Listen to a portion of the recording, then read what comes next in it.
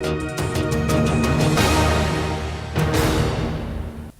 Kurumzari, the Navy Impact News near Nongthombam. Manung Hutna Saturday night show the Mayambu Taram Nokcheri. Ngasigi Saturday night show Sigi showstopper Obigatoriba Koigi guest asi Manipuri Mayambu Hoki Bachahi Kuntaro Masida Nohanduna Lagliba Masagi Awaba Nuaiba Kayabutung Laga Manipuri Mayambu Nohandaba Yade Harau Handaba Yade Habi Wakalonda Manipuri Mayamgi Sabato Lagliba comedian Amani. Ladies and gentlemen, put it together for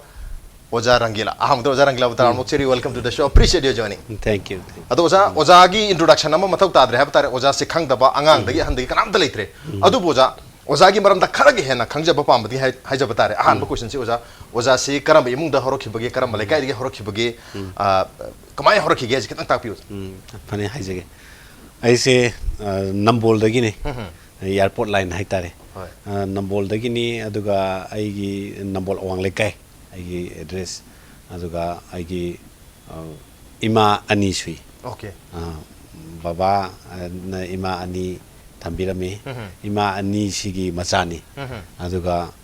ichi ama ichanupi ahum. Maraktani aina laisi ichi gi makhada aina laiba. Adu ai makhada ichanupi ahum laire.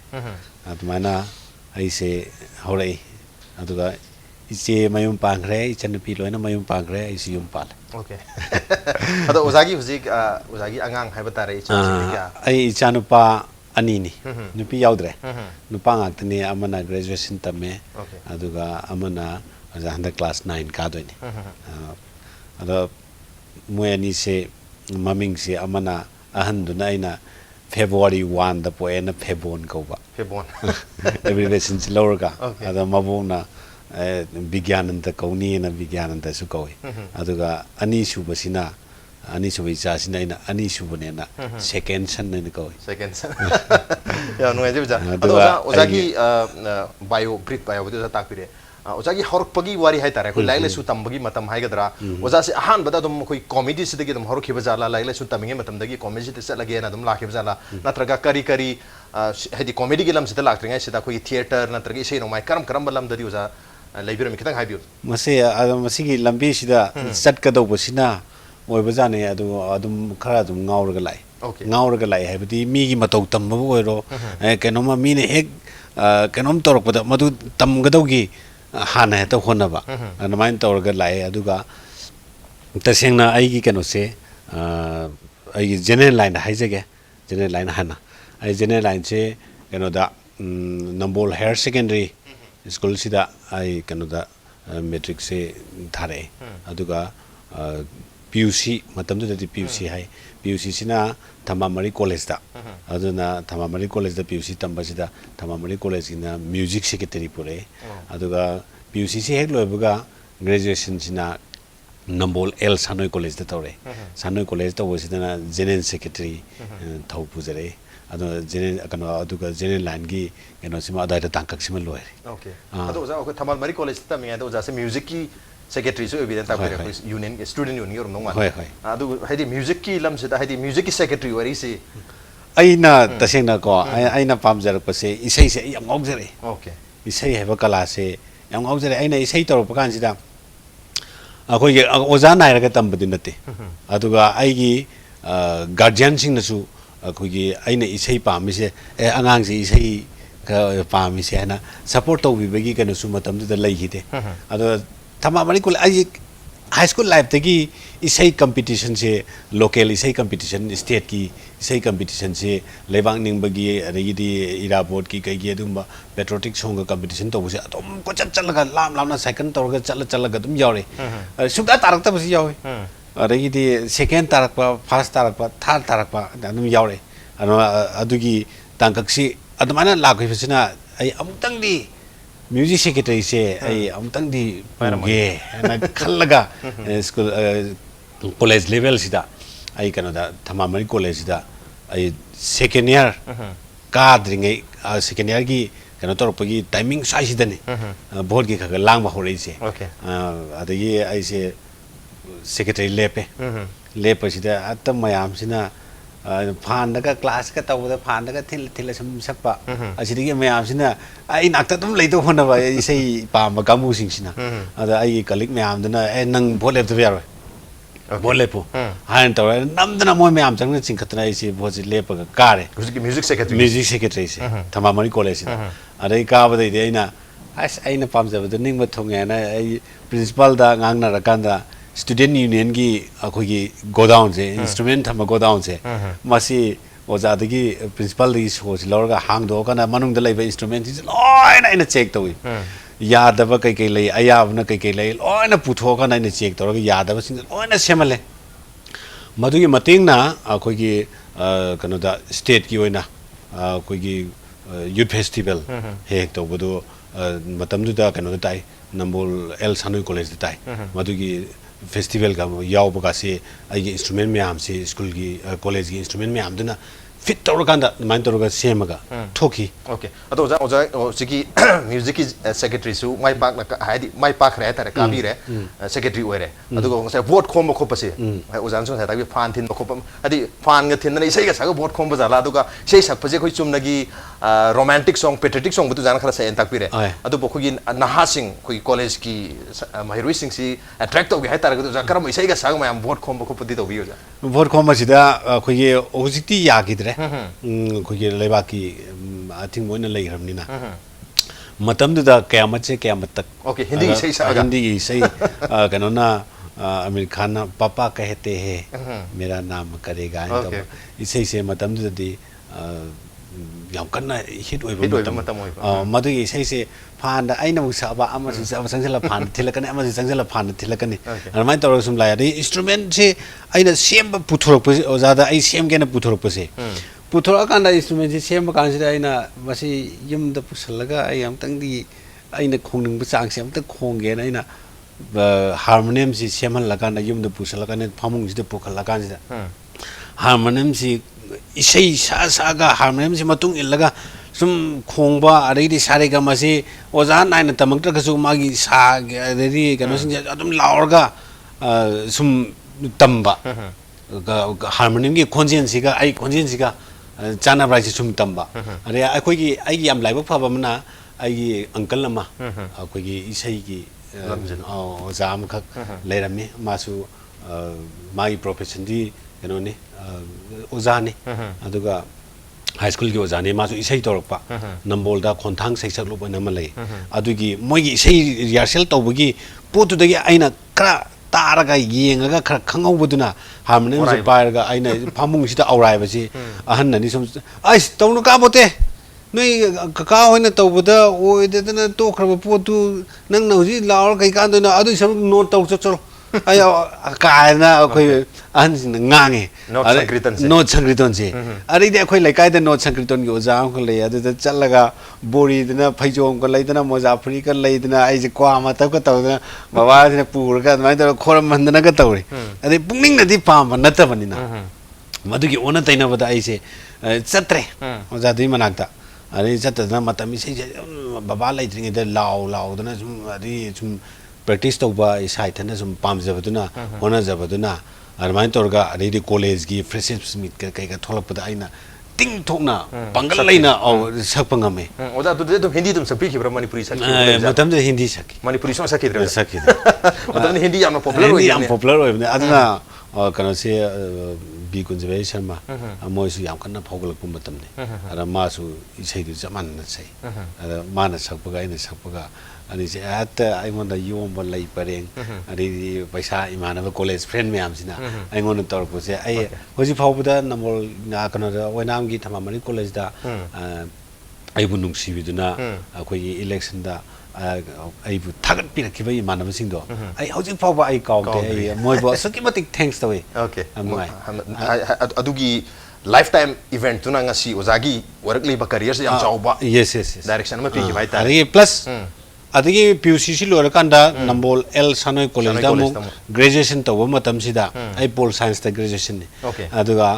Madhuda तमको अदुदा सो आई अतै दे attempt तौदे गसागी student union की गसागी कनोदा लय godown दा लय instrument ma'am सि कनाम the का गिबा ममांग दा ओइगिबा सिंजुना अमत पुथोगा सेंबिबा साबिबा अमत यावगिदेबा अदा आइना चंगबा अदा मसिमत दे सेम मगेना लोइना मु फिटरगा सेम कांदा दगी college gi annual freshers meet tawba matam adagi literary meet tawba matam any function nama tawba kanda aikoi gi instrument sing si sinaraga aikoi gi satra sing sina pahalaga aduga opening song sakpa closing song sakpa remind tawraga okay organize tawre adu oja isai da yamna thawai obirame the secretary work matam da su isai gi instrument mayam si loina drama se semgatna tarme ha adu boja isai da samna thawai yormaga karam na khoi comedy gi feel sida haitare si ai comedian amo oibe ya have gi realization haigadra na daga ahan boina is comedy utkhiba haigadra kamain mase comedy gi lam sida kamai lakino mase yam sing haigadi ai father sigi blood khara aingonda leibana raina kanjai kana ai father se koigi local daigi nambol jaga gi moigi koi theater group khar lai nambol da su theater group se mari mangane lai ada su ke mati competitive oiba ada theater amaga si am yingchine aduga festival gumba lakpa koi ningon chakau bungum ka gumba lakpa dadi nambol se lila tawti sumang lila tawti isai tawti theater mayam se hayeng ningon chakau na have dinga si gumba dagi ahing si lektna lila si tammaga adagi kano se mic si khonga lila gi matek si record lawga thadoga maduda nambol surroundings de leiba praja sing se lila yin bagi wakhan adi kano to mai gi theater sumagi de moi group tuna nungai ni moi group tuna nungai de si am kanna competitive oiba matam sida koi father sin ai se lila ma lila tamba chalam dai ai se lyric pau lai orayo ana thamam basi ana lyric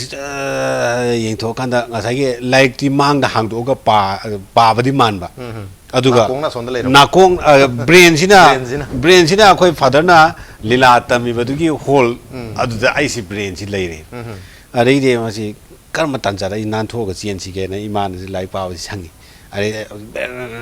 parama kan ai je ima ai val la tam yong gen pa chela kanda manung de loi na thong lon chela ga tamini ada phaklang oh ti daga ina lila tam du yeng tam da moina ozana takpado adune ba yeng si okay ngasagi ek tawri ba duna tawbuduna taba ozan ek tawri duna taraktra kanda ozadana takpase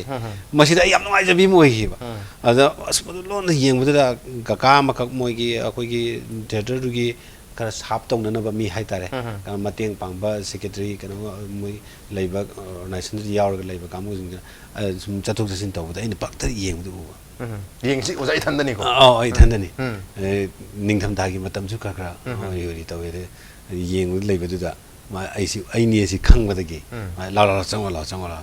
ai si tapna changa ka si da hol du gi amaning oiram na kum ma ka ai je tamin phamma gi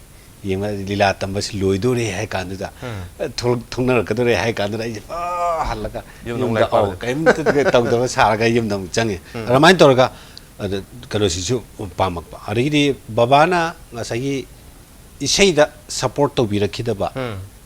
aduna ngasagi theater ka ari si art amatani ko ramai magi kano khaido ki biwane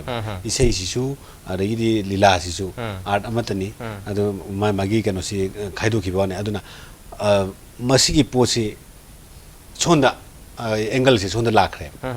theater rom sida ari isai ki porsina ngasagi support irei lerakida ba lerakida budagi adu lakhi budagi ari drama se moi gi kano sing da collecting dira kha sum tinai bedigi ai drama si yaw ba ho kre okay matam da koi father se committee role se yam kum mas father se committee role se kha kum manina ada magi kano se blood se ngonda sum kha sum le ho ba tare adu bo ja koi gi theater yaw ba ho kre ja adu bo koi nokphade phobgi hai gadra nokphade mamang da su sumaina koi theater budu yaw re hare adu bo miyam da koi manipur pumbagi miyam na khangnak base masi nokphade dagi oi dori bra madu mamang da su leikra bra nokphade phobgi journey hai tar wajagi masi kamai to gimna tang hai bi nokphade sidi ai gi taseng ha ga di platform ni ai gi ahan ba manipur miyam na nungsi biba masak khang biba ai se ai nokphade sidi ai punsi de di aina leirigai di nokphade budi aina buja taraga thamgani maramdi ai gi ahan ba khongda pham pi ngai da budi ai na sai haije gi bedo ai mi kitang jugo chadana lakpa mi ari de yung aur ka ne ta ba ari de adum sing sigi matau tam ba se ai gi keno oye ari ai aina ahan ga sa ba hai gri se ai khoi lekai da ahan ani khak lai amana angang uba ya da ba angang si lakna da tok lai ba lakna ba sina ka main lakna ge da खुजा पिचक खुजिन उनसासिदा माय ममिंग से अखोना तेरा काक्सिंग ने खंगने बा ओके अदाई जगह चलो आर तेरा काक्सिंग लेरे आनसे फम लेबा तेरा काक्सिंग लेरे हाइने बा अरे मान ngang thok sak tor pasi in matau hek tamba adagi di amana maya se su yaudra ba anse sor se nuksit ijat chalaba yaudra ba da man ngang ba ari keno to wasing se sum ta ba ari di magi keno sing se sum yeng ba magi sajali se sum yeng ba ari di imana ba kai pun ba da mai matau du tam ga ko ma sen ya ya heng nok ba ari mai sum tau ba ari di theater du ga kitang aina yaur ba kholu ba du ga link to mana kitang leira kanda adagi di Bishnupurda koigi Youth Affairs and Sports Department na koigi kanogi game am to folk festival adu ye folk festival se yaur basina ai ge choba we ma khak phangi matam da ai nuksira yamba ningthokong dagi kapur rena koigi masu yam talent leba mini pisum ka dance to han bi chim ga si phaina ching ga kana to bi mana ma thingne matam da di masu yaudri nokfodeda aduga sigi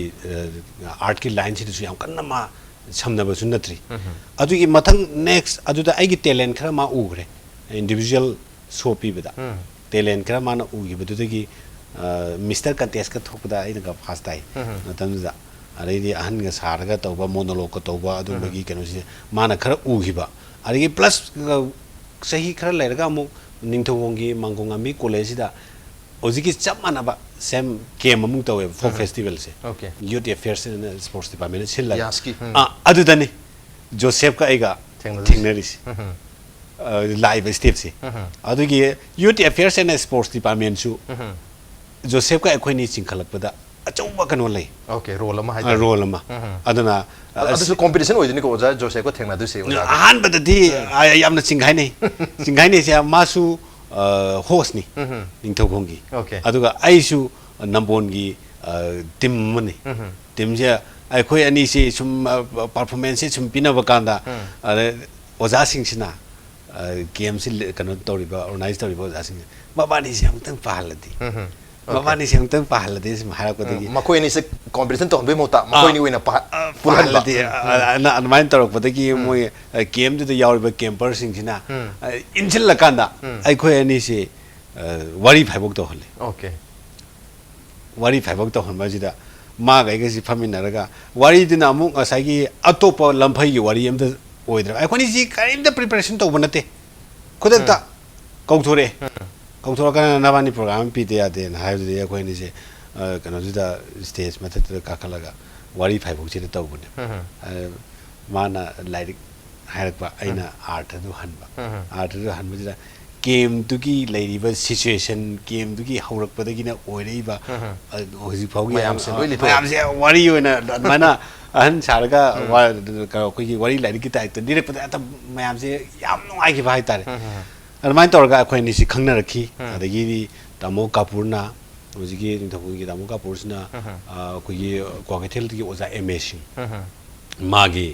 matam du tv ga lakpa nawri ngai matam ni aduda kanogi akogi training ama media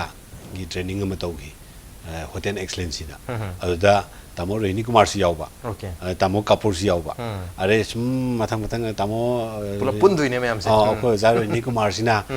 film ga training du gi experience na film ga kai ga tawning ba sum ari di maruina phagi gi keno si da mana tawning bagi keno leiba si da mi khar collection taw si na tamo Kapur hoi koi pau sum phongna bu da adu anga ani lei haina tawga adi khoi ani se tamo Reni Kumar ga samdan basi tamo Kapur na samdan bi bani aduga tamo Reni Kumar na ai khoi bu Manipur gi praja mayam da kathopi bani okay nokpadi hai ba brand name sida mayam da khoi present gi bai tare adu basi 19 kya do idino jama 1994 do idino okay 1994 da han boina oja Reni Kumar na oja ani si ka corona to party adu han nokpade thok matam da koi artist pun kya ngi yawi artist se yame matam da ara akhoi anobdu yauri se akhoi ani atopa khara su yawi aduga matam da yauri se tamangi laigidre mahabharat ki chumba ka su paibiramba aduga masu Manipur gi film gi ariba kanoni comedian haitare masu atop atop video film kaya ada yang popular oi kiba matam amada logi putih lagi deh Mayauri tamu Biswamitra lagi di tamu Chan Islam hoi nama yang jadi tamu Manglem tamu Hemanta ada mana lo yaure Manipur lo yaure ada mau yaure kandat mana pulap mana timuna teman torga tahu gitu tu na mau gitu matung illaga aku isi ozaro ini kemana putupi begitu tanjama mana fangi kan oke yang nuai sih aku isai dia amna pamjaram ba aku oza rangila si karamna theater dagi aku nokpadi sih terlaki mana sih ozana takpiri maka tarak besi aku ozagi site jo koina comedy set hai tare ozara taugi banga si phogi taugi ba set me amjadi kwan pamja bakara dum ozadagi su tajagi oza rangilal gi napsi akogi rangilal laishram ni adubu ozagi mingsi mayamna rangilal na khangna khibdagi koi laishram hair ba yumnak sibong mayamna haina dre ha batare haina mandabadagi ha batare koi isa mak po ozagi yumnak si kai no khangda tan ozada su dum phangjer ozagi yumnak si kari hoidi no ozagi yumnak si rangilal laishram ha ni ozada laishram si ozana takpi khibata ozagi khwaidagi 40 ओइ बेता उजाना तोइना साब खोंजिन सि अहन की खोंजिन सिना अदो लेकाय the अहन अनि ले हाय अमना सोर वांगाम सोर याम चटपा अमा अदि अमना तेरा कचिंग हायरि बा हनजिमा ओजागी खोंजिन ओजाना साबिरि सि अनि जि त करम बना या मतम साबिन त अनि जिगी मिक्सर ओइन तोबिरो कमाय तोइ अमति ओजिगी तेरा कचिंग आइबा खोगे इबुबो गोपाल मादि याम कना मागी खोंजिन दि कमिकी कनो सी याउदे अदुगा होजिगे मया सोर चटपा अहन इबु मनाव मागिदी याम नुंगाई उसोप चारगा थोलपसी फागी सु खगा तवे अदा अखोई ममांग अखोई युंगे ममांग द बामोन नै उसोप चारगा थोलपसी अखोई अंगांग ओइना कनोगी इबो की मतुंग लगा उसोप चाबा चटपता माना बामोन सिंगदुदा फागी तर लंगनै इसमें गौरचंद्र नंगी उती थोंबसी थुम नमदेने खरीना खरे हेल ग्र माले काइन तरगा मयाम से या ग नोक्तना तोबा रि माना तौरपा वांगांग संगांग अदि कनो सिंगसे सम आइगोंदा यामना तमनिंगबा कनो म फावगिबा अदा तमगा सम लापा अदि आइ छाइद खितंग मौंग खितंग तादबा मयामना खितंग नोकनिंगबा पोसे उबदा इने तमनिंगबा अदो जा कोई ओजा इसे सु पाम्बिरक पनि इसे से दम सकपिरि कोइ नोकपति की कोइ सीरीज सिंग से दोजाना इसे सकपि खिबस म्याम लेरे म्याम दुदगी ओजाना अदम ख्वाइदगी हेन निंजिंग बि भाइ तारे इसे मा मतेम वक सकपिरम इसे से योंगचांग मतम गिनि ना योंगचांग की उनिसा फनि अहन खोंजेन द को ओके ओजा रैनी कुमार ना सेमबि बै छैनि ai punsi se yongchang kholaga loilaba mapuni pilingai da senju chao raga na irolu pilingai da senju chao raga na irolu ai manghan ganu maru do loina ai ho sa tho une maru do loina ai maru kayala lai thiengoi da ba ai kom pak thalla ba iron ba ai maru kayana ai lai tieng oi na ba ai tieng ko thalla ba iron ba ai tilhau khara choi jilu lomba khara thap jilu phadigom khara choi jilu ai manghan ganu maru do loina ho cha tho une maru do loina ai puchi se yongchang kholaga loiraba ai ane kholaga loiraba ai ane kholaga loiraba mapuni ya no ese za ko isai gi loisalak bada ko no phadi hai tare ko gi style hai gadra isai se loisalak bada aro bada ya ga he hai bagumba adagi ko gi dialogue to wor gana dialogue sigi loisalak bada ha ga har loisanu ko masigi idea se kamai to gi bza masigi idea se kana ne अखोगी ओजारो इने कुमारना माना पुथोपीबनी मसिगी idea से मयामसु हाइरिबा पोतुदा यामना contrast लेबदो अदुदा हा आइना हाइरा kana मयामगी कनोसे फंगननबा मयामगी crowd सु आइखोई येंगिबा आइखोइसु अदुगा artist सिंग दसु खितंग मदुना punching मा जगह अमखक ओहेन अरे इसे सपदा या गा अरो द ऑप्शन बसे मसी आइडिया सिटी कना गी होई इस मा छिसो कोइ ओजागी नि जाना माइन तरका सेमबी गेम ओके क्रिएटिव आइडिया है तारे आयाम कोइ एकदम ओजारो ही कान रोहिने कुमार दगी है तारे अदम फीडबैक मासे माना आयामबा कोइगी ꯅꯍꯥꯟꯋꯥꯏꯒꯤ ꯊꯥꯏꯅꯒꯤ ꯑꯍꯟꯁꯤꯡꯒꯤ ꯏꯄꯣꯝ ꯀꯩꯅꯣ ꯇꯧꯔꯝꯕꯁꯤ ꯑꯣꯖꯥ ꯀꯩꯅꯣ ꯑꯍꯟꯁꯤꯡꯁꯤ ꯃꯣꯏꯁꯤ ꯂꯥꯏꯄꯣꯛꯅꯤ ꯌꯥꯝ ꯁꯦꯡꯅ ꯍꯥꯏꯔꯒꯗꯤ ꯑꯗꯨꯒ ꯍꯧꯖꯤꯛꯇꯗꯤ ꯑꯃꯨꯛ ꯃꯣꯏ ꯂꯩꯔꯝꯃꯒꯁꯨ ꯈꯤꯇꯪ ꯑꯣꯟꯅ ꯇꯩꯅꯕ ꯂꯩꯒꯗ꯭ꯔꯥ ꯍꯥꯏꯅ ꯈꯟꯖꯩ ꯃꯔꯝꯗꯤ ꯀꯩꯅꯣꯗ ꯍꯧꯖꯤꯛꯅ ꯏꯂꯦꯛꯇ꯭ꯔꯣꯅꯤꯛꯁ ꯃꯦꯗꯤꯌꯥꯁꯤꯅ ꯌꯥꯝꯅ ꯑꯦꯗꯚꯥꯟꯁ ꯑꯣꯏꯔꯛꯄ ꯑꯗꯒꯤ ꯃꯣꯏꯒꯤ ꯃꯇꯝꯗꯨꯗꯅ ꯍꯧꯖꯤꯛ ꯐꯥꯎꯕ ꯄꯣꯄꯨꯂꯔ ꯑꯣꯏꯔꯤ ꯃꯣꯏꯒꯤ ꯏꯄꯣꯝꯁꯤꯡ ꯑꯗꯨꯝ ꯇꯥꯟꯅꯔꯤ ꯍꯧꯖꯤꯛ ꯑꯃꯨꯛ ꯐꯤꯜꯗ ꯑꯃꯨꯛ ꯆꯠꯂꯒ ꯇꯧꯕ ꯀꯥꯟꯗꯗꯤ ꯃꯣꯏꯗ ꯈꯤꯇꯪ ꯆꯥꯟꯅꯗꯕ ꯄꯣꯠ ꯑꯃꯗꯤ ꯂꯩꯗꯣꯏꯅꯦꯕ ꯑꯗꯨ ꯑꯣꯗꯤꯑꯣ ꯑꯣꯏꯅ ꯂꯩꯍꯧꯕꯁꯤꯒꯤ ꯈ꯭ꯋꯥꯏꯗꯒꯤ ꯂꯥꯏꯕꯛ ꯐꯕ ꯑꯗꯨꯒꯤ ꯄꯣꯠ ꯑꯃꯈꯛꯇꯤ ꯑꯗꯣ ꯑꯣꯖꯥꯒꯤ ꯈꯣꯟꯖꯦꯜꯁꯤ ꯑꯩꯈꯣꯏꯒꯤ ꯍꯟꯅꯨꯕ ꯁꯥꯕꯁꯤꯃ ꯑꯍꯟ ꯁꯥꯕꯁꯤꯃ ꯂꯩꯔꯦ ꯑꯗꯒꯤ ꯃꯔꯛ ꯃꯔꯛꯇꯁꯨ ꯑꯗꯨꯝ ꯑꯩꯈꯣꯏꯒꯤ ꯅꯨꯄꯤ ꯃꯥꯟꯕꯤꯁꯤꯡ ꯍꯥꯏꯒꯗ꯭ꯔꯥ ꯃꯗꯨ ꯁꯥꯕꯁꯨ ꯌꯥꯎꯔꯤ ꯑꯗꯣ ꯃꯔꯨꯑꯣꯏꯅ ꯑꯣꯖꯥꯒꯤ ꯈꯣꯟꯖꯦꯜꯁꯦ ꯀꯔꯝꯕ ꯌꯥꯝ ꯇꯣꯏꯅ ꯁꯥꯕꯤꯕꯁꯦ ꯑꯍꯟ ꯅꯠꯇꯕꯗ ꯀꯩꯀꯩꯗꯤ ꯁꯥꯕꯤꯕ ꯑꯍꯟ ꯅꯠꯇꯕꯗꯗꯤ ꯑꯩꯈꯣꯏꯒꯤ ꯍꯧꯖꯤꯛꯀꯤ ꯅꯨꯄꯤ ꯍꯥꯏꯐꯦꯠ ꯆꯪꯂꯞ ꯂꯩꯕ ꯑꯗꯨꯒꯨꯝꯕ ꯑꯅꯤꯁꯤ ꯈꯛꯇꯅꯤ ꯑꯣꯀꯦ ꯑꯗꯣ ꯅꯨꯄꯤ ꯆꯪꯂꯞ ꯂꯩꯕꯒꯤ ꯑꯣꯖꯥꯒꯤ ꯈ꯭ꯋꯥꯏꯗꯒꯤ ꯑꯣꯖꯥꯅ ꯐꯖꯩꯅ ꯈꯟꯖꯕ ꯑꯩꯈꯣꯏ ꯄꯟꯆ ꯌꯥꯎꯕ ꯍꯥꯏꯇꯥꯔꯦ ꯁꯦꯠ ꯑꯃꯈꯛꯇꯪ ꯇꯧꯕꯤꯔꯝꯃꯣ ꯑꯗ ꯀꯩꯅꯣꯒ ꯑꯩ ꯃꯔꯨꯞ ꯖꯣꯁꯦꯐꯀ ꯑꯩꯈꯣꯏꯅꯤ ꯇꯧꯈꯤꯕꯅꯤ ꯑꯣꯀꯦ ꯑꯩꯈꯣꯏꯒꯤ ꯕꯤꯔ ꯇꯤꯀꯦꯟꯗ꯭ꯔꯖꯤꯠꯀꯤ ꯇꯤꯀꯦꯟꯗ꯭ꯔꯖꯤꯠ ꯐꯥꯕ ꯂꯥꯛꯄ ꯃꯇꯥꯡ ꯑꯗꯣ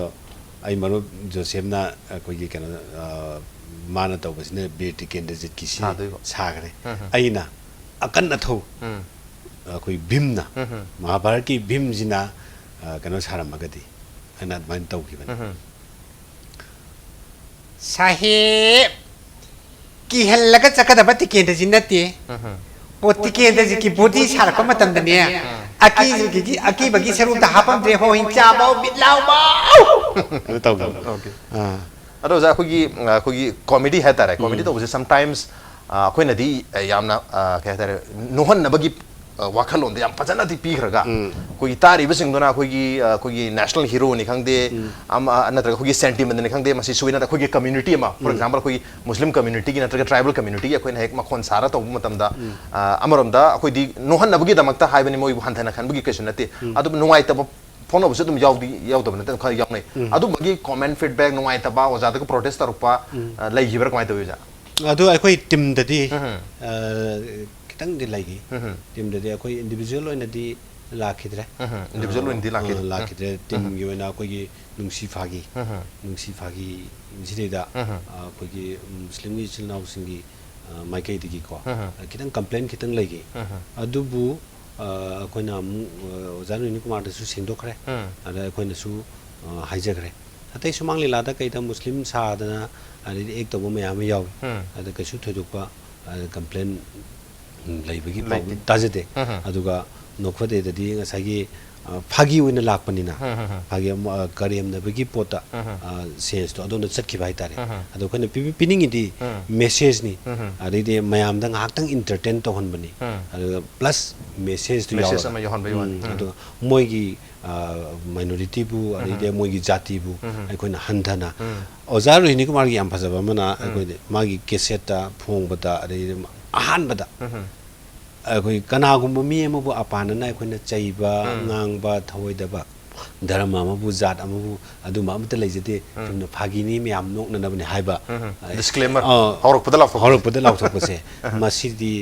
ꯇꯥꯃꯣ ꯑꯩꯈꯣꯏ ꯑꯣꯖꯥ ꯔꯣꯍꯤꯅꯤ ꯀꯨꯃꯥꯔꯒꯤ ꯌꯥꯝꯅ ꯐꯖꯕ ꯀꯩꯅꯣ ꯋꯥꯈꯜꯂꯣꯟ ꯑꯃꯅꯤ ꯑꯣꯀꯦ ꯌꯥꯝ ꯅꯨꯡꯉꯥꯏꯖꯩ ꯑꯗꯣ ꯑꯣꯖꯥ ꯑꯩꯈꯣꯏꯒꯤ ꯀꯣꯃꯦꯗꯤꯁꯦ ꯃꯌꯥꯝꯁꯦ ꯅꯣꯛꯅꯕ ꯇꯧꯕꯅꯤ ꯑꯗꯨꯕꯨ ꯃꯔꯛ ꯃꯔꯛꯇ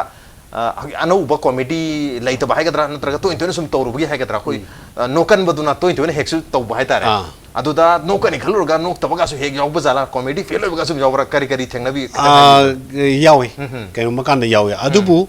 ꯑꯩꯈꯣꯏꯅ ꯁꯤꯆꯨꯋꯦꯁꯟꯗ ꯄꯨꯁꯜꯂꯀꯥꯟꯗ ꯅꯣꯛꯂꯛꯇꯕ ꯄꯣꯠꯁꯦ ꯁꯤꯆꯨꯋꯦꯁꯟꯗ ꯄꯨꯁꯜꯂꯀꯥꯟꯗ ꯑꯩꯈꯣꯏꯅ ꯅꯣꯛꯍꯟꯅꯅꯕ ꯍꯣꯠꯅꯕ ꯑꯗꯨꯝ ꯑꯦꯄ꯭ꯔꯤꯁꯤꯌꯦꯁꯟ ꯇꯧꯕꯤꯔꯛꯏ ꯑꯩꯈꯣꯏꯒꯤ ꯍꯥꯟꯅ ꯑꯩꯈꯣꯏꯅ ꯐ꯭ꯔꯦꯝ ꯇꯧꯗꯨꯅ ꯂꯩꯈ꯭ꯔꯕ ꯐꯥꯒꯤ ꯑꯃꯈꯛ ꯇꯧꯕ ꯀꯥꯟꯗ ꯑꯗꯨꯗꯤ ꯃꯌꯥꯝꯅ ꯂꯣꯏꯅ ꯇꯥꯟꯅꯔꯕꯅꯤ나 ꯑꯗ ꯅꯣꯛꯄꯁꯦ ꯈꯤꯇꯪ ꯍꯟꯕ ꯑꯩꯈꯣꯏꯒꯤ ꯍꯧꯖꯤꯛꯇꯤ ꯃꯣꯕꯥꯏꯜꯗ ꯀꯩꯗ ꯅꯝꯃꯒ ꯑꯗꯩꯗꯤ ꯆꯥꯏꯅꯕ ꯃꯇꯝꯅꯤꯅ ꯀꯅꯥꯒꯨꯝꯕꯅ ꯇꯥꯅꯤꯡꯉꯤ ꯑꯗꯨ ꯇꯧꯕꯤꯔꯛꯑꯣꯅ ꯍꯥꯏꯕꯁꯤ ꯌꯥꯎꯏ ꯑꯗꯒꯤꯗꯤ ꯈꯔ ꯑꯃꯅ ꯑꯗꯨ ꯎꯔꯕꯅꯤꯅ ꯌꯦꯡꯅꯤꯡꯗꯕ ꯇꯥꯅꯤꯡꯗꯕꯁꯨ ꯌꯥꯎꯏ ꯑꯗꯨꯕꯨ ꯑꯩꯈꯣꯏꯅ ꯄꯔꯐꯣꯔꯃꯦꯟꯁ ꯄꯤꯕ ꯃꯇꯝꯗꯗꯤ ꯁꯤꯆꯨꯋꯦꯁꯟꯗꯨꯗ ꯈꯤꯇꯪ ꯄꯨꯁꯜꯂꯀꯥꯟꯗ ꯑꯗꯨꯃꯥꯏꯅ ꯄꯤꯕ ꯑꯣꯗꯤꯌꯦꯟꯁꯇ ꯑꯗꯨꯝꯕꯒꯤ ꯄꯣꯠꯁꯤꯗ ꯑꯗꯨꯃꯥꯏꯅ ꯂꯩ ꯑꯗꯣ ꯑꯣꯖꯥ ꯑꯩꯈꯣꯏꯒꯤ ꯃꯌꯥꯝꯁꯦ ꯅꯣꯍꯟꯅꯕ ꯍꯣꯠꯅꯕꯗ ꯍꯥꯏꯇꯥꯔꯦ ꯑꯩꯈꯣꯏꯒꯤ ꯁ꯭ꯇꯦꯖꯇ ꯌꯧꯔꯕ ꯃꯇꯝꯗ ꯅꯠꯇ꯭ꯔꯒ ꯑꯩꯈꯣꯏꯅ ꯎꯠꯀꯗꯧꯔꯤꯕ ꯃꯐꯝꯗꯨꯗꯗꯤ ꯃꯌꯥꯝꯁꯦ ꯅꯣꯍꯟꯗꯣꯔꯤꯕꯅꯤ ꯑꯗꯨꯕꯨ ꯌꯨꯝꯗꯒꯤ थोलक मतम हाइतारे युमदसु युमददी अदुम युमदरी कमाय तौबी युमदसु अदुम फागी अदुम तौबु लेब जादा युमदगी थोलाकांदा कोई स्टेज ता नत्र मयाम द उटपगी जर्नी हाइतारे मयाम द नोहन युमदगी थोलागा मयाम द नोहन भावगी जर्नी से कमाय तौबी खिता ai ri jage yam nungai jane se yam phajaba question ne hangiri se kano ne masi matang sida ai yumda lakpi ba adai ai gi collection ai gi father gi mother gi adai ai gi wife gi lakpa sing adai ai gi circle adai gi mi sing lakpa se rangilal hoi me ane rangilal yeng musi kana ta wai lakpa si yaw ada si yumda leibaga adai di tholopa yam khenai na hai ada yumda leiba di serious ni life se serious ni yam se aga da yumda family leirabani na adai di madu gi maintenance tongna ba adai di kayum kan na family da problem thok ta basnate laiminar pani na hogdong da bau ching nei hui ga hogdong da adu ga chamane aduna masiri da akhoi gi yumda di tension je at kana dana china dana launa dana at mutsit wai tan thoga sonda ai stage da mi no holu dine lap si yaw khre ba mi no holu dine lai ne aduga stage ka khalan dai si babu ai si adum ngasai yum gi tension china phulaga dum lai aro stage ka khalor kan da ngasai potu mayam da pa yada bani na ado stage ka khalaga da ai performance to hum to ku da dum to kan da hut lai thok kan da amu ta halake to we masi halak ta na hona ba da atai adai gi kano sing da lai ramba circle friend circle sing da jala nga adai mind diverse to hon ba mind to ga lai aduga ngasai gi as amna tension ga adai kano ga si phagi ga si yam chanate artist khoi si yam se ha ga di yam nungai na awala pa leitana na yamna waka nungai na lei hai bani aduga mutsi thoi gai aduga phagi thokani ai di ai joseph ka khoni sum chamina ba kanda yam serious hoina chamina ba kanda phagi ji thokte ba ma su kitang yumda problem kitang leiba ai su yumda problem kitang mana leirasu aina leirasu ani mexi nun di nungai te adu ai khoi ni si nong photo yam jolly oirga lakon mit di performance to busi asoki mati nungai aina kanom haibda mana kanom chance ma da loksara ta khum kane ba ana mana kanom haibda aina su endan ba au kaisna ta ba phagi amaka thamje haibiyo khoi ani se am surprise hoina noma kano gi isai program amaka ta masu aina kajane na leiba okay kalakar se chakpulu ka announcement to bugi are di aina su ma kaja khane na leiba marakta amu kana bagi tanja lakba wari saba thaduk na ba yada ba tanja are di masu ka da ba isu ka da stage se hanga le ma khoi ni si sengkhan na bane aduga chalona microphone pai ba lukthana ba khoi cha man na ro ba adu sa da ho kam da we aina fast tare do aina ha si se din lai di ngasai nang na bagi sengkhan na rak bane ba aduga surprise hoina admaina aina fast tare do sonda gi sele do khangna da ba adagi dialogue sina kamai lage gari ne he yang chele ji kai gino khangbra sele te do driver du na kan nation badagi yang na chele ni gari macha da ga na seller du kan lai khat badagi yang na chele ni kai no adugi nate gari ne yang na chele maram lai nang khang di khang dana adu di hayo ne gari ne yang na chele se mamang chaka ji kan na chingi ji maning chaka du na tanab de yang ne oi berne hai se adu di mudi phangna bra pak phangna te adu phangna bam jaga le kadai da workshop ta adu no hoitare workshop ta maro wang lo kan thami do ana admana khudak ta surprise hoina thoki ba agi su yawe mutu nu ara ga de ado ozan di haibi bada koi konjin se ayam na ahal gi se tum sai hai koi ju thengna jab do so oza se tum ayam matam da ahal gi mota dum lai hai tare ado ta sengna di oza se ahal di na te adu sum ahal gi konjin sum saman na hai tare ne oza gi real life ki konjil da su ahal gi ngasai gi कोई न तारी बा comedy की हंसे मसी खोंजे जब थोक पर जाला मर मर तो से तुम युम दगा लेंगे दगा दु खोंजे का थोक की बगा से तुम जाओ पर जाला युम द लेंगे दे सुंगतोक तोक दे सुंगतोक दे अरे एंगोंडा तौनिंग बसु फाउ दे नसागी खोंजे जे सानिंग बा ओनिंग बसु फाउ दे अदा मीना का दे टेलीफोन से तौर कांदा अन खोंजे न ता सारो का है अरे दे मदुना एंगोंडा मीना तौर ओ का हार के से तौ बद नुआय तब तन जासु लेतना अदा मान तौ तंजा खितंग चादे वारो बिया दे आई थबा का सोन कन तौले ना माने थैदों ना होना बा ओके द माने तौय अदगा केनो से ꯑꯩꯈꯣꯏꯒꯤ ꯁꯨꯃꯥꯡ ꯂꯤꯂꯥ ꯑꯗꯒꯤ ꯏꯁꯩ ꯑꯗꯒꯤꯗꯤ ꯀꯩꯅꯣ ꯑꯩꯈꯣꯏꯒꯤ film Okay, Sumang Lila film dasu lakchi oja. Oja Sumang Lila dasu koi thengnajakre. Film dasu dum thengnajai ko ja. Ado dum Sumang Lila ga film gasi hujik su dum makha chatha biri bira kamai to biri Sumang Lila da sangkhi bagi nantra film da lakhi bagi su war kitang haibiu. Sumang Lila da sang pase aigi nokfade puthokraba matung mayamna aise Manipur praja mayamna aise sak khangbiraba matungda akogi nungsiraba ja akoi Nildaja Khuman theater gi director mana Sumang Lila se pusan mi bani aduga akogi beauty candidate artist union ne nama Sumang Lila sang group amale aduda ai punsi gi ahanba Sumang Lila nokfade dagi mayamna khangmira kana adu sangi ani plus Sumang Lila adu mangon dagi amu thola kanda kanoda Manipur co artist ta manung lerami Manipur co artist dagi panthoibi jatra dam lerami panthoibi jatra dam adagi amu thado kanda lamjing badam lerami lamjing bada Joseph ka pul laga akhoni Okay, pun musu yaw khre. Sumang Lila gi phampak da akhoni amtang ni pulamsi aina pun ba mu khakti yaw khre Ado hujik ti Sumang Lila se continue. Sumang Lila se ai pothajare hedi Sumang Lila ji tumba chaba ari health yam phaba darka oi aduna ahing thengna chalakpa nongmuda soma phama nyum hong chalakpa adugi sigi angonda health si kitang angonda problem lei badagi aina asma sidi health fatadi ya phote ai condition ga yade na ai se pothajare Okay, ado film gi siti kamai to use. film gi su assignment di lai aduga sisu maroina health na maram amu oirga ai si kitang relax tawri Okay. Yang waje ado marak sida oja chu isai su yam pamjabani na angang ore degi harmonium khonga secretary go ere isai pamai matang kharaga ong sapi no ja. isai pamai matang je kano ne Okay. stage da ka kakhalaga damo aibam syam lai kidre nuksirba oja adagi damo na bol kino adagi lai kidreba oja damo akogi Kunjoy Kumar. Moina ka stage the kakalaga damo syamna kano harmonium parga microphone jangslaga isai sakpa. Ai yam pamjar ki bese. Adagi di tamon na bana kano compare tongna stage the kakalaga isai saga audience me amda kano ko yamna close interactor ga sakpagi kano se. Tamon kano su kano Kunjoy Kumar su. Masigi pochi da ai si pura loop pane. Am sing haigadi. Masi ai amtang di masigi chang si amtang di yongning khre da ai se ai khallaga lakhi. Ado hojikti isona chanbi bana aina khanmu khaladi isona amadi tawbi haibado. Ado mana ai stage da kakalaga hairasu haitrasu me ana nungsibidra yabidna aina ga isai sakada me ana tabiba ari phagi mati ma tawdaga me ana nokpiba masi aski matik ai Okay, oja maduma hai tar maduma replicate to birmo ngasi se mo koi audience mayam ne ngasi se koi camera oine khinbi wani camera mom sida lerem du si Manipur gi ayam yum tong khuding mayam ju yenga ozarang ilan bui yenga lerem du ni maram ngasi su interact to ga hai tar isai ama phagi go lena thambirmo hai tar thamdage Joseph ka khani na su he toina sakpa nupi na ngambagi isai ama ga sak Hey ma po khuding dan nupi na ngamba oi jege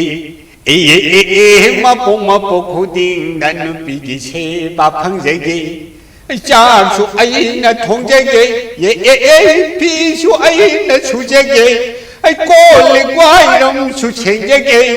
hai ma po khuding dan nupi na ngamba oi jege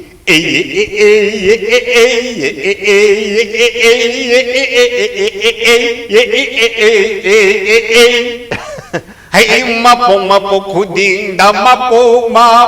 hey ma po hey ma po hey ma po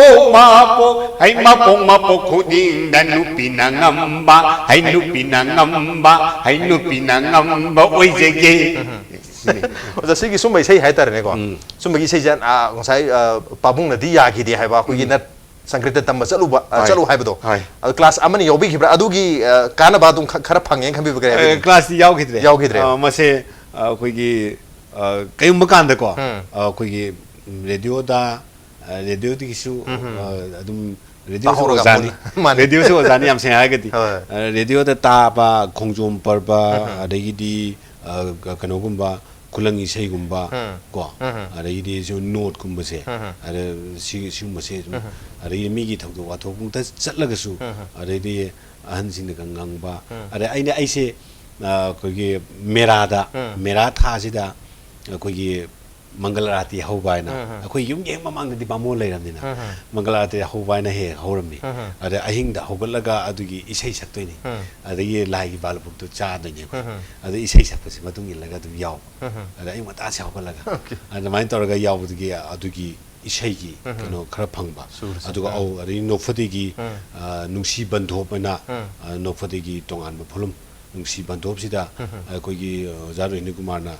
sankriton gi isei sing sida base tawba aduga fagi gi keno di oiba adugi kitang sembada ada moidagi sa moi laiba isei sakpa sankritom isei sakpa nauk sing haitare amarom da di moide mai lawrumina oza aidani ada moidagi maina khara khanghoba heoba adudagi ozana isei suru sida simaina palo ozari ni mana sina adugi suru da pali yengsi si adu matem salo on maida pali yengsi mai tor yenga semani okay yam no jeja ado ja sei akoi gi sei sakpiri phagi su mayam to biri ko film da su yaure cinema akoi lila da su mayam yaure hujik tabu health na kitang khudong cha da badagi akoi gi nok phadi kumba comedy kumba koi lekai lekai da budi khar yaw biri concert kumba da garida film ga suman le ga kitang pothari hai me jan hai bse ado ja akoi sum theng jabada handak si thena jabada hai tare handak si koi election maya national palona na hai tare कोई election department ना मणिपुर की मियाम दा ये ना फब मकल की vote से होना मिकल से होना भी हमका ना मैसेज भी बेरी अदुम मैसेज भी बता ओजा सो तुम चावना सरु या भी रहता है लक्ष्य कोई थेंगना जरे ओजा की वीडियो खरा अदो लोशलक पसे थाई सारे ओजा ना कोई मणिपुर मियाम से दा कोई इलेक्शन का मरी लेना बा मैसेज से फागी जो होइबा अदुगा कोई मिकल की मैसेज होइबा हाय तारे पाउजियल से पी हमका तो बिरम टीवी येंबीबा टीवी की ममांग लाइबीबा मणिपुर की नुसी जरबा अहल मनसिंग इपा इपल इमा इपेल इचिलिनाव छात्र छात्री नहारों ख्वाई पुनः बक्ता ngasi rangilan na impel TV की सिगुम्बा उनबगी तांजा सिदा खुदोंग चाव लौरे लगा आई वाफम अमा खतंग थमजगे डेमोक्रेसी चटफा लाइबा अमा दा इलेक्शन तौबाइसे मसी तंगाई फदना तौदबा यादबा अमा खंगनी अदुना चही तरा निपान बु हेक सुरबदी को भोट थादरदौनी चही तरा निपान दगिना चही चाम हेलसु वाखल चोइद्रिबा मी खुदिंगमकी भोट थादबगी राइट लई अदुना से कनागुंबगी थौइनसिन यावदना अरे मिंगोन दे अरे इनसिन लुबा कई तौदना सेंजा थुमजा लेतना अकी अखंग लेतना भोट थादरबा नियम चुमना भोट थादरबा हाइबसिना तुंगी हौरकदोरिबा चारोन चुरोनसिंगी अफबा युमफम थोनबिरंबनी अदुना भोट थादनबगी दमक कनागुंबदा मतेंग पांगबा खुदोंग चाबा लौबा भोट थादनबगी दमक कनागुंबबु पेलहनबा मसी थबकसे अबत्त तौबिरनु नियम चुमना इसागी अनिंगबा अपामबदा भोट थादबियु हाइबा वाफमसे ngasi rangilan na impact TV की इंटरव्यू की खुदोंग चाबसी लौजरगा नुंसी Jarba आइबु rangilan ni haina sak khangbiba phagi gi rangilan ena sak khangbiba khwai punamakta rangilan na khubak changjong tara lona rega